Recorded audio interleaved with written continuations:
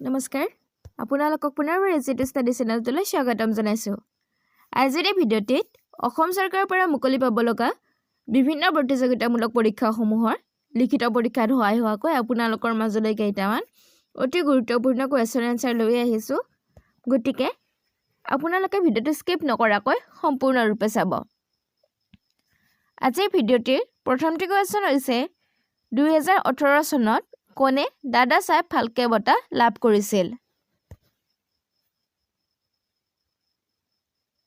অপশ্যনকেইটিৰ ভিতৰত শুদ্ধ উত্তৰটো হ'ব option number B, Amitabh Bachchan. মনত ৰাখিব 2018 চনত অমিতাভ বচ্চনে দাদা চাহেব ফাল্কে বঁটা লাভ কৰিছিল। নেক্সট কুৱেশ্যনটিত আছে ভাৰতবৰ্ষত কোনে মোগল সাম্ৰাজ্য প্ৰতিষ্ঠা কৰিছিল?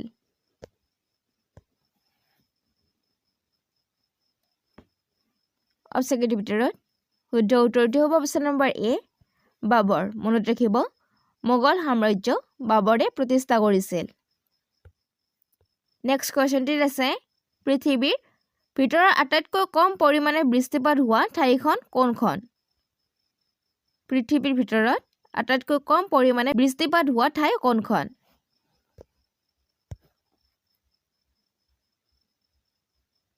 অপশ্যনকেইটিৰ ভিতৰত শুদ্ধ উত্তৰটো হ'ব অপশ্যন নম্বৰ চি, আটাকামা মৰুভূমি। মনত ৰাখিব পৃথিৱীৰ ভিতৰত আটাইতকৈ কম পৰিমাণে বৃষ্টিপাত হোৱা ঠাইখন হৈছে আটাকামা মৰুভূমি। নেক্সট কুৱেশ্যনটিত আছে পৃথিৱীৰ ভিতৰত সৰ্বাধিক বৃষ্টিপাত হোৱা ঠাই কোনখন?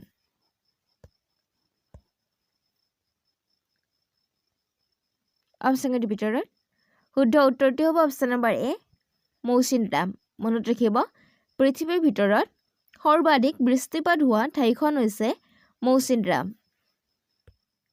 নেক্সট কুৱেশ্যনটিত আছে 2021 চনৰ পদ্মভূষণ বঁটা লাভ কৰা অসমৰ ব্যক্তিজনৰ নাম কি আছিল?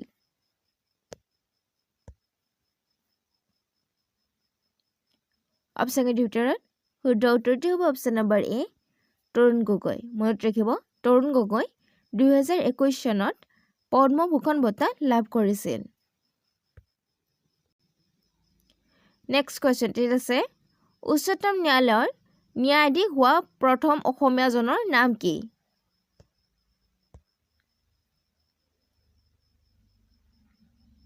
অপশ্যনকেইটিৰ ভিতৰত শুদ্ধ উত্তৰটো হ'ব option number D, Parbati Kumar Goswami. মনত ৰাখিব উচ্চতম ন্যায়ালয়ৰ ন্যায়াধীশ হোৱা প্ৰথমগৰাকী অসমীয়া হৈছে পাৰ্বতী কুমাৰ গোস্বামী। নেক্সট কুৱেশ্যনটিত আছে ৰাষ্ট্ৰীয় সন্মান লাভ কৰা প্ৰথম অসমীয়া চলচ্চিত্ৰখনৰ নাম কি? অপশ্যনকেইটিৰ ভিতৰত শুদ্ধ উত্তৰটো হ'ব অপশ্যন নম্বৰ এ, পিয়লি ফুকন। মনত ৰাখিব ৰাষ্ট্ৰীয় সন্মান লাভ কৰা প্ৰথম অসমীয়া চলচ্চিত্ৰখন হৈছে পিয়লি ফুকন।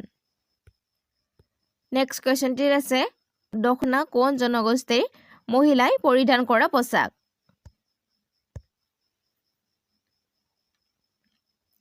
অপশ্যনকেইটিৰ ভিতৰত শুদ্ধ উত্তৰটো হ'ব অপশ্যন নম্বৰ এ, বড়োসকলে। মনত ৰাখিব বড়োসকলৰ মহিলাসকলে দখনা নামৰ এবিধ পোচাক পৰিধান কৰে। নেক্সট কুৱেশ্যনটিত আছে বুকাৰ বঁটা লাভ কৰা প্ৰথমগৰাকী ভাৰতীয় মহিলা কোন?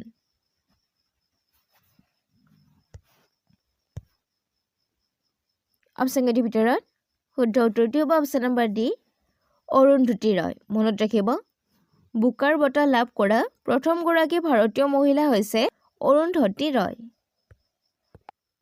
নেক্সট কুৱেশ্যনটিত আছে এংগোলাৰ ৰাজধানী চহৰখন কি?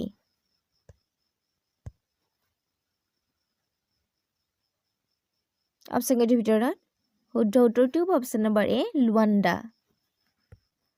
নেক্সট কুৱেশ্যনটিত আছে অসামৰিক বিমান পৰিবহণ সঞ্চালকৰ মুখ্য কাৰ্যালয় ক'ত অৱস্থিত? অপশ্যনকেইটিৰ ভিতৰত শুদ্ধ উত্তৰটো হ'ব অপশ্যন নম্বৰ চি, নতুন দিল্লীত। মনত ৰাখিব অসামৰিক বিমান পৰিবহণৰ সঞ্চালকৰ মুখ্য কাৰ্যালয় নতুন দিল্লীত অৱস্থিত।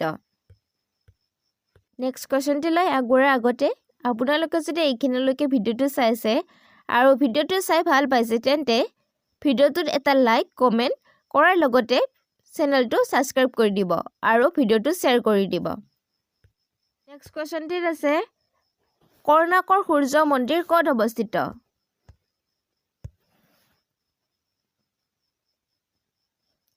অপচনকেইটিৰ ভিতৰত শুদ্ধ উত্তৰটো হ'ব অপচন নম্বৰ এ উৰিষ্যাত মনত ৰাখিব কৰ্ণাকৰ যিটো সূৰ্য মন্দিৰ এই সূৰ্য মন্দিৰটো উৰিষ্যাত অৱস্থিত নেক্সট কোৱেশ্চনটিত আছে কোনখন নদীৰ পাৰত নাছিক চহৰ অৱস্থিত অপচনকেইটিৰ ভিতৰত শুদ্ধ উত্তৰটো হ'ব অপচন নম্বৰ চি গোদাবৰী মনত ৰাখিব নাছিক চহৰখন গোদাবৰী নদীৰ পাৰত অৱস্থিত নেক্সট কোৱেশ্চনটিত আছে প্ৰতি বছৰে বিশ্ব জনসংখ্যা দিৱস কেতিয়া পালন কৰা হয় অপচনকেইটিৰ ভিতৰত শুদ্ধ উত্তৰটো হ'ব অপচন নম্বৰ বি 11 জুলাইত মনত ৰাখিব প্ৰতি বছৰে বিশ্ব জনসংখ্যা দিৱস 11 জুলাই তাৰিখে পালন কৰা হয় নেক্সট কোৱেশ্চনটিত আছে অসমৰ আটাইতকৈ পুৰণি মছজিদটো কোনটো অপচনকেইটিৰ ভিতৰত শুদ্ধ উত্তৰটো হ'ব অপচন নম্বৰ এ হাজোৰ পুৱামক্কা মন্দিৰ মনত ৰাখিব অসমৰ আটাইতকৈ পুৰণি মছজিদটো হৈছে হাজোৰ পুৱামক্কা মন্দিৰ নেক্সট কোৱেশ্চনটিত আছে ফটোদ্ৰৱ থান ক'ত অৱস্থিত ফটোদ্ৰৱ থান যাক বৰদোৱা বুলি কোৱা হয় এইটো ক'ত অৱস্থিত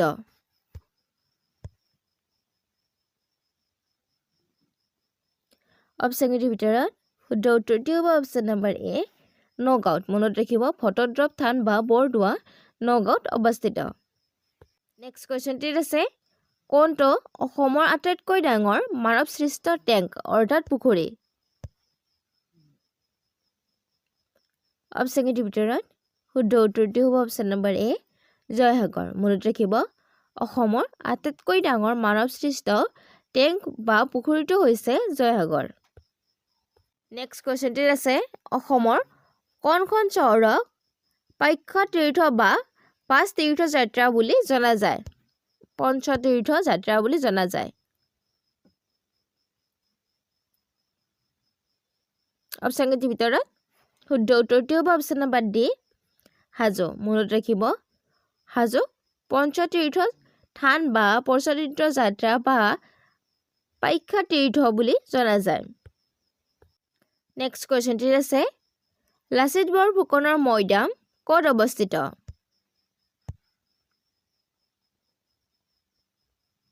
অপচনকেইটিৰ ভিতৰত শুদ্ধ উত্তৰটো হ'ব অপচন নম্বৰ বি যোৰহাটত মনত ৰাখিব লাচিত বৰফুকনৰ মৈদাম যোৰহাটত অৱস্থিত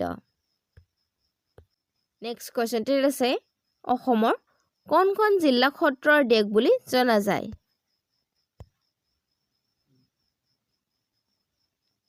অপচনকেইটিৰ ভিতৰত শুদ্ধ উত্তৰটো হ'ব অপচন নম্বৰ এ বৰপেটাক মনত ৰাখিব বৰপেটা জিলাক অসমৰ সত্ৰৰ দেশ বুলি জনা যায় নেক্সট কোৱেশ্চনটিত আছে সাংবিধানিক সংশোধনৰ পদ্ধতিৰ ব্যৱস্থা কোনটো অনুচ্ছেদত সন্নিৱিষ্ট কৰা হৈছে অপচনকেইটিৰ ভিতৰত শুদ্ধ উত্তৰটো হ'ব অপচন নম্বৰ ডি অনুচ্ছেদ নং 378 মনত ৰাখিব সাংবিধানিক সংশোধন পদ্ধতিৰ ব্যৱস্থা অনুচ্ছেদ নং 378 সন্নিৱিষ্ট কৰা হৈছে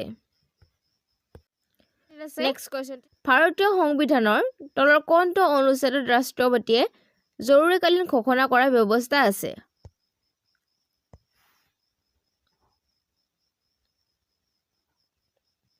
অপচনকেইটিৰ ভিতৰত শুদ্ধ উত্তৰটো হ'ব অপচন নম্বৰ এ 352 নং অনুচ্ছেদ মনত ৰাখিব 352 নং অনুচ্ছেদ অনুসৰি ভাৰতীয় সংবিধানত ৰাষ্ট্ৰপতি জৰুৰীকালীন ঘোষণাৰ ব্যৱস্থা আছে নেক্সট কোৱেশ্চনটিত আছে ভাৰতীয় সংবিধানত কিমানটা অনুচ্ছেদ আছে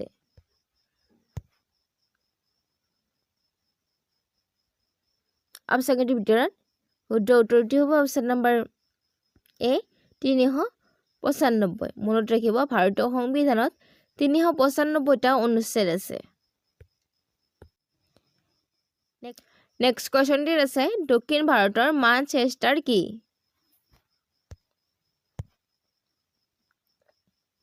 অপশ্যনকেইটিৰ ভিতৰত শুদ্ধ উত্তৰটো হ'ব অপশ্যন নম্বৰ এ